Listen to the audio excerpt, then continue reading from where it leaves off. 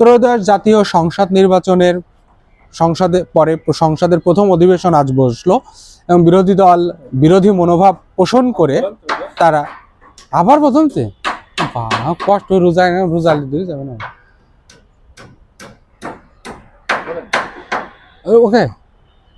ত্রয়োদশ জাতীয় সংসদ নির্বাচনের পর আজ জাতীয় সংসদের প্রথম অধিবেশন অনুষ্ঠিত হলো। যথারীতি সেই প্রথম অধিবেশন বিরোধী মনোভাব ব্যক্ত করে বিরোধী দল ওয়াক আউট করে চলে গেছে। এখন দেখার বিষয় হচ্ছে তারা যাওয়ার পরে আবার ইফতারির আগ দিয়ে দেখা যাচ্ছে রাষ্ট্রপতি যার উপর ক্ষোভ তারা আবার তার সঙ্গে ইফতারিটা করতে আসে কিনা, এটাও একটা আলোচ্য বিষয়। সেটা করলো না করলে না করলো, কিন্তু কথা হচ্ছে যখন আমরা যখন ওয়াক আউট করবে ঠিক তার আগ মুহূর্তে আমরা যখন মানে রাষ্ট্রপতি আসার কথা হলো তখনই দেখলাম আমাদের সাবেক উপদেষ্টা নাহিদ ইসলাম তিনি স্লোগান দিলেন, স্বৈরাচারের দোসররা হুঁশিয়ার সাবধান।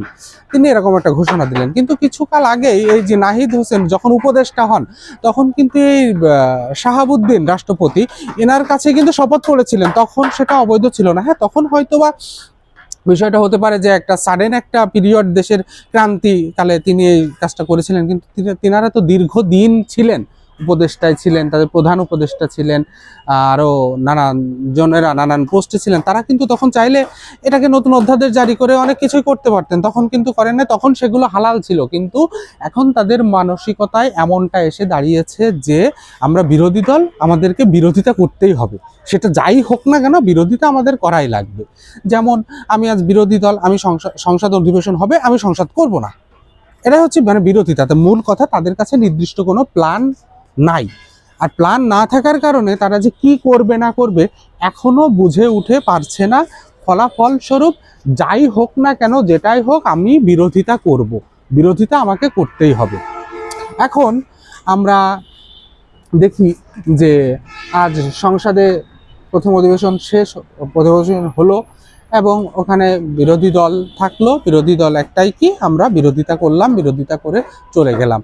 কিন্তু তাছাড়াও এর যে আরো সুন্দর সমাধান বের করা যাবে, যে আরোভাবে সব মিলে যে আমরা এর আগে দেখেছি যে বিগত কয়েক সংসদে আমরা দেখেছি সংসদে নাচ হয়, সংসদে গান হয়।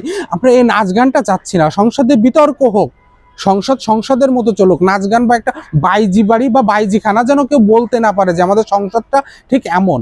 আমরা চাই সংসদটা ভালো চলুক, বিরোধী দল এবং সরকারি দল বা ক্ষমতাসীন দল যাই হোক, এরা সুন্দরভাবে দেশটাকে কিভাবে আগানো যায় সেই দিকে আগাক। ওয়াকআউট কোনো সমাধান না, সবকিছু আলোচনায় সমাধানে আসুন।